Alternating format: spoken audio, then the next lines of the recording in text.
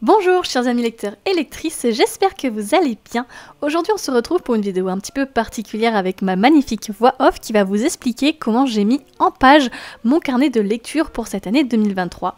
Alors on commence avec cette double page. Sur la page de gauche, j'ai voulu mettre une citation qui me tenait à cœur et qui allait me motiver tout au long de cette année 2023 dans mes lectures et aussi à tenir mon carnet puisque les précédentes années ce n'était pas ça. La page de garde donc de 2023 est composée de pages d'un livre que j'avais arraché.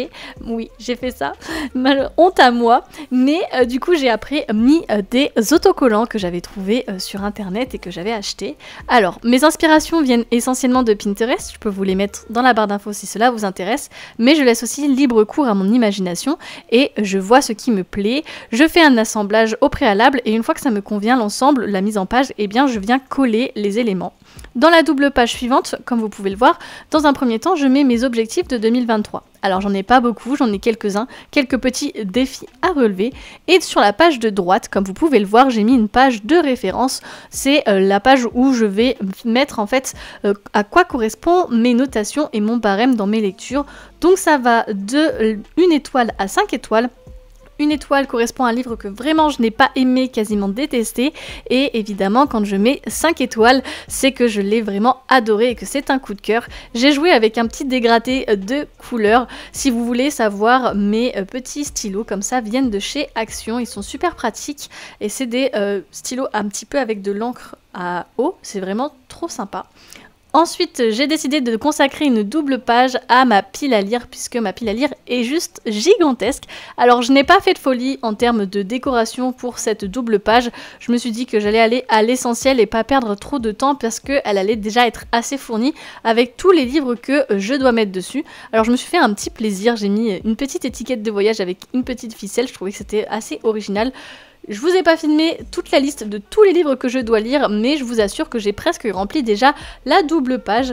Juste après, je viens mettre une autre double page consacrée, cette fois-ci, à ma wishlist. De même, j'ai été assez simple dans la présentation, j'ai été au plus rapide pour pouvoir mettre le plus de livres possible, que ça prenne pas beaucoup de place non plus, puisque c'est quand même assez important, ces listes-là, à chaque fois, je les remplis assez rapidement. Alors là, c'est la wishlist uniquement de 2023. J'ai pas remis des livres que j'avais en tête de 2022 et des années précédentes. Donc vraiment, c'est déjà rempli. Ensuite, 2 doubles pages pour un book tracker. Donc je vais tracker, on va dire ça avec l'accent anglais qui correspond, mes livres. Et comme vous pouvez le voir, eh bien en fait, je mets et je redécolle et je remets parce que ça ne me correspondait pas trop la décoration. Là, je vais donc créer des cases pour un petit peu savoir quel genre de livre j'ai lu au cours de l'année. Déjà, mon objectif est de 50 livres, donc j'ai fait 50 cases. Et ensuite, j'ai décidé de mettre un petit code couleur.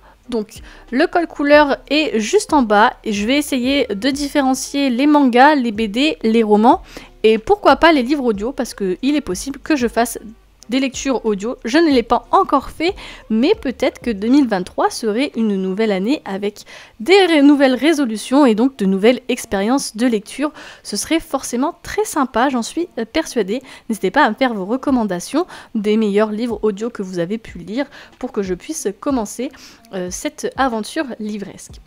Donc je fais ça soigneusement à la règle que je viens essuyer régulièrement pour pas que ça bave trop et ensuite je vais numéroter toutes les cases de 1 à 50. Je crois que j'en ai 49 même précisément.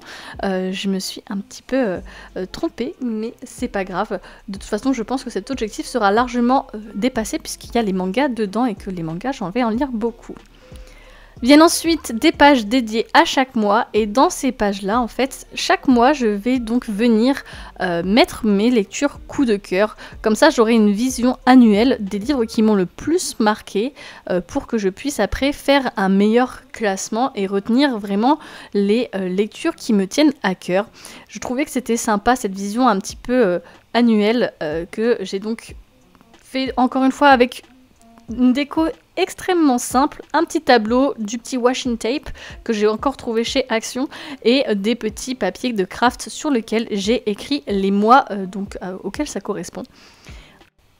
Et juste en face, je vais donc mettre une nouvelle page et cette fois-ci c'est une page encore une fois avec une vision annuelle dans laquelle je vais mettre un petit bilan en fait pour savoir combien de livres j'ai acheté par mois et combien de livres de ma pile à lire j'ai lu pour faire un petit peu la différence, voir si j'augmente ma pile à lire ou si j'arrive à la diminuer. Alors cette page m'a pris vraiment la tête, j'ai pas réussi à faire les bons calculs pour les cases, ne cherchez pas à comprendre mais bon c'est pas grave, c'est pas parfait mais ça me convient largement. Écoutez, j'ai fait le plus simple et le plus rapide pour moi. Oups, on voit que je suis sur le téléphone, et oui. En fait, ce journal m'a fait plusieurs soirées. En tout, je pense qu'il m'a fait une dizaine d'heures pour créer les premières pages que vous voyez dans cette vidéo. En réalité, ça m'apaise énormément, mais je pense que les prochaines fois, je le créerai avec vous sur live Twitch, donc n'hésitez pas à me rejoindre sur ma chaîne. C'est quand même plus sympa de discuter avec vous, etc. Mais là, je voulais vraiment vous garder la surprise pour YouTube. On passe du coup ensuite à la présentation du mois de janvier. Donc comme j'ai un papier craft, donc je viens prendre des feuilles blanches que je viens donc déchirer pour faire un petit effet.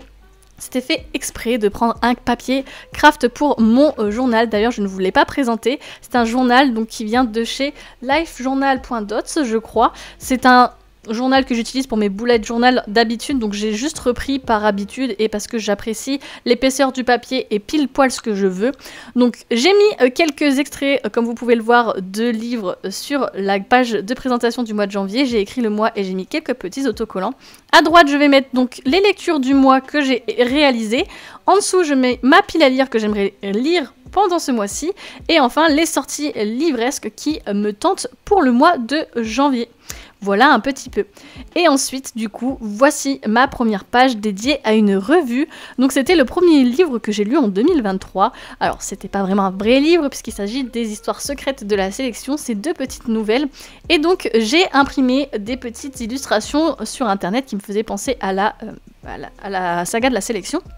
J'ai trouvé aussi des illustrations sur Pinterest que j'ai imprimées et donc j'ai fait un petit mélange avec du papier que j'ai déchiré, des petits autocollants que j'ai placés, voilà, je les ai mis comme je vous ai montré comme d'habitude au préalable et ensuite je viens donc les coller une fois que l'emplacement et la composition me plaît. Évidemment, ça c'est juste la mise en page puisque après je vais venir compléter avec du coup mon avis sur le livre que j'ai lu. Donc je trouvais que c'était sympa d'avoir une petite ambiance et j'essaye toujours de recoller l'ambiance avec les couleurs de la couverture. Donc je choisis le papier et le washing tape en rapport avec ceci. Je viens donc mettre le titre, l'autrice, la maison d'édition, la date à laquelle j'ai lu le livre, ma notation évidemment, toujours avec le thème de couleur choisi initialement. Et ensuite je viens faire des petites séparations. La première donc correspond au résumé, donc là je viens résumer brièvement les petites histoires que j'ai lues. Je m'inspire soit du résumé de la 4e de couverture, soit je le crée moi-même quand je trouve qu'il ne correspond pas assez bien au livre, puisque c'est quand même comment dire, un condensé de tout ça dans quelques pages. Et ensuite je reviens créer une nouvelle section dans laquelle je vais donner mon avis. Alors avant je mettais un avis sans spoiler puis un avis avec spoiler, mais ça me prenait beaucoup trop de temps, alors j'ai cessé de faire ça. Je veux aller vraiment à l'essentiel dans ce carnet et ne pas l'abandonner en cours d'année comme j'ai pu le faire l'année précédente. Donc c'est pour cette raison que je vais à ce qui est le plus simple pour moi, même si je trouve que ça me détend énormément. J'ai adoré créer ce carnet et voilà. N'hésitez pas à me dire ce que vous en pensez dans les commentaires, si vous aussi ça vous motive à faire un carnet de lecture pour cette année 2023. Et moi je vous laisse ici. Merci à tous d'avoir regardé et on se retrouve la semaine prochaine. Bisous!